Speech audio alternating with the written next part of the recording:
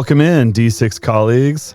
This is Biz Teacher Jeremy Sinks, and this is part 3 of our tutorial on how to upload and use the Synergy Dropbox system. In this tutorial, I'm going to show you how you would grade students' work in the Synergy Dropbox. And so now, when I go back into my gradebook, what you're going to see is when Tweety Bird has uploaded an assignment to be graded, you'll notice that there is a little icon in the box here that shows that the student uploaded a document. So like I said earlier, you don't get a notification when students upload, like via email or in the Synergy platform, when they've uploaded a new document or submitted a new assignment, but you will see these little paper type icons. So back to a earlier scenario where we're talking about opening, setting your open Dropbox and then your closing Dropbox dates for late work and grading late work and all that kind of stuff. If, when you go through and grade multiple students' assignments, and if, say, a student hasn't submitted their assignment by the due date, and you put in a missing score or a missing tag, and then a student can still go in and submit an assignment via the Dropbox if it's still open. And so then when you look at it, you'll see the icon still there, but there might be like a missing tag or a 0 in there. So when you're kind of looking at a whole class scenario and you're looking at a whole list of a class, and say it's like 2 days after the due date, and you might see some of those assignments that came in late just by glancing at these icons right here. So that's oftentimes what I will do is, like a couple of days after the due date of the assignment, I'll just kind of look through my whole grade sheet, and then, like kind of compare where's the missing tags. Is there a new icon next to it? And then pull that up and grade it. Okay. So that's going to bring us to that next piece of how do you grade these assignments. So you're going to go back to the top of that box where the assignment name is, and you're going to click on it. And there's two options. The first is the enter scores and the assignment Dropbox grader. I'm going to start with the assignment Dropbox grader for the intro survey because it'll work pretty well with this Word document that we've set up. For the logo, it may not work as well. So I'm going to show you this one first. So I'm going to click on that. And what you're going to see is you're going to see kind of a box, and you're going to have some options up here. And these, really don't help you all that much except for maybe the zoom in and zoom out. And scroll down here, and you have some options down here in the bottom. These are like comment features or what you might call feedback features. So you have highlight, and you have just 4 different colors. You have a create note, which you have 3 different options there. Strikeout, draw, and then you can delete. You can delete a like a comment or something if you need to. If you also have an undo button, but I want to show you what that looks like. So I'm just going to show you how a highlight might work. So say I want to highlight, okay, like this is not a good paragraph, or I need you to look at this, or you just didn't do it or something like that. So you highlight it and then say, okay, I'm going to highlight that. Oops, I screwed that up. I didn't want to highlight that. I want to go back. Well, I can't unhighlight it. And our option to undo is to undo. But what this does is it pretty much reloads the entire document and goes back to ground zero. So if you have a lot of comments up here, and then you kind of mess up down in the bottom, and you need to like, oh, I didn't want to say that, or oh, I didn't mean to highlight that, and you want to like take it back, there's not a quick and easy way to just undo that one thing. You've got to undo all of your comments. So it's not super intuitive that way. So I would say, if you screw up, you might just leave it, especially if you've got a lot of stuff to grade. I tend to use the highlight tool often for like, if you misspelled a word or capitalization, or you missed this question or something like that. And then the note is where I might leave some direct feedback. I tend to use the area and the text one more often.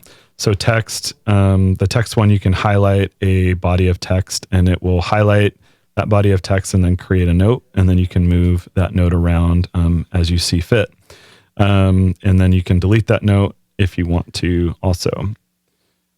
Okay. And then the Area is also kind of nice. You can just kind of pick a general area, click it, and it'll actually just put that in there for you. So if you just kind of want to go like that, and then you can leave a note and say, and then sometimes this happens, and I don't know why. You got to make sure like you click the top of this note and make sure your cursor is blinking. If it doesn't, and you try to click in there and it doesn't let you type, you just kind of have to do that, click that. Okay, so let's say you missed filling this out.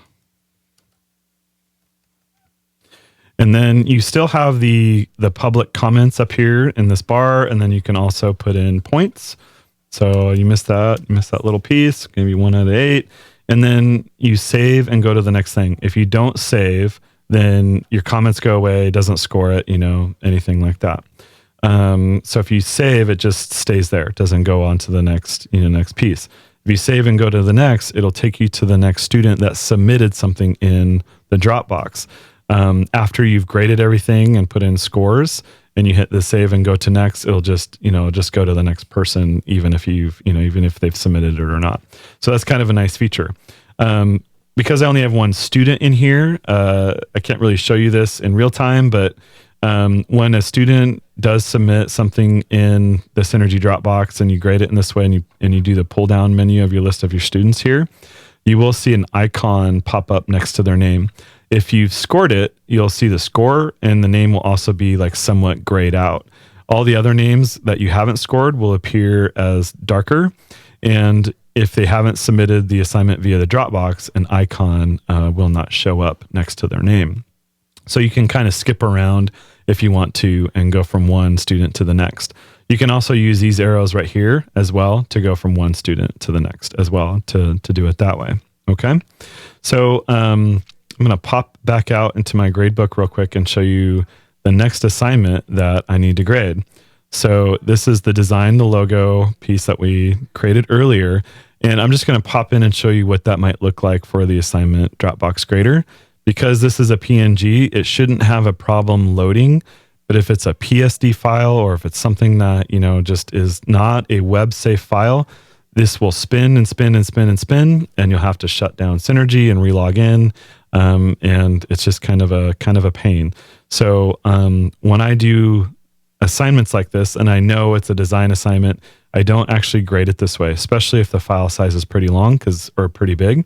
If the file size is pretty big, you'll also see a very slow, load time in this gradebook, this Dropbox grader. The other thing that's a bummer about images is there's not a way to, I think I can leave a comment. Let me try it. Try an area. I think I can leave a comment there. So that part is kind of nice, but I can't really use any of the other features of the comment. Or of the feedback. It's just going to be the note that it's going to allow me to do that. So what do you do if you have a student that submits a PSD file, or you don't want to look at it in this view, you just want to look at it separately and give them a score? So I'm just going to go ahead and return to the gradebook. So the other way to grade this instead of using the gradebook grader that way is to go up to click on that top box again, and then click enter scores or select enter scores. So here what you're going to see is you're going to see a list of students and their assignments, or a list and the scores. And instead of having the Dropbox grader, what you're going to see now is you're going to see a column next to the score where there's a new icon and like a 1. And if you have multiple like pieces, if they submitted multiple pieces, it'll show a different number there. So if they submitted 2 things, you have 2 things there. So to grade this or to open this attachment, you click the little icon there, and it's going to bring up a new window or a pop-up window, and this is where you'll see their list, the list of their multiple things. And when you do this, what it's going to do is it's going to download the file for you, so you can actually open this file. And so, like, say it is a Photoshop assignment, or it is an Illustrator assignment, or you're using SketchUp or AutoCAD or something like that. You can actually look at that in the program versus just in a preview or something. So I can click on that and view it in preview, or save it into a new folder, or download it, or whatever I need to do with that file. So it's just a little bit more flexible with the file versus the gradebook grader, the Dropbox grader. So I'm going to pull that off, and I can give myself a score there. That's a great logo, don't you think? And put in a comment. I could say like a public note. It's great work and exclamation point. And then make sure you save. You can also, save and go return to gradebook there. So that's what I'm going to do. Okay. So that's pretty much it. That is how you grade assignments that are submitted digitally. So if you have any questions, please feel free to email me at jeremy.sinks@district6.org with any of your questions or concerns or things that come up along the way.